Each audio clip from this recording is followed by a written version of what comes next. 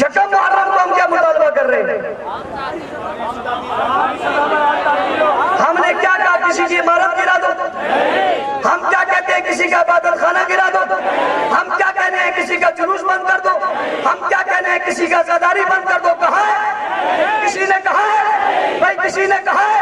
ہم نے آج یہ کہا ہے فلاں کو کافر قرار دے دو، ہم نے کہا ہے فلاں کو مسلمان قرار دے دو، ہم نے کہا کسی کو داخل کرو، ہم نے کہا کسی کو خارج کرو. ہم کیا کہہ رہے ہیں؟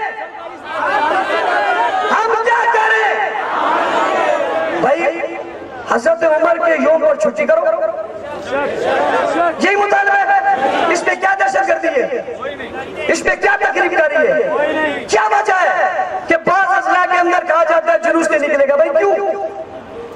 ابھی کچھ دن پہلے لانگ مارچ ہوئے، کیا ہوئے؟ مرکز میں حکومت کرنے والے سندھ کی طرف آئے اور سندھ میں حکومت کرنے والے مرکز کی طرف گئے. مرکز والوں نے کہا سندھ تباہ ہو گیا، سندھ والوں نے کہا مرکز تباہ ہو گیا. بیچ میں دونوں کون کہاں کھڑے ہیں وہ آپ کو بھی پتا ہے. لانگ مارچ ہوئے، انہیں کسی نے کیوں نہیں روکا؟ آزادی مارچ ہوئے، انہیں کسی نے کیوں نہیں روکا؟ بھائی اجرک ڈے منایا، کسی نے کیوں نہیں روکا؟ کوئی اپنے حقوق کے لیے پریس کلب آیا، نہیں روکا. سوال پیدا ہوتا ہے عمر سے کسی کو کیا تکلیف ہے؟ جس کے نام پہ نکلے کہتے ہیں پابندی ہے. یہ پابندی ہے جو بیٹھے ہوئے؟ ہم ایسی غیر جمہوری پابندی کو پاؤں کی ٹھوکر سے اڑاتے ہیں.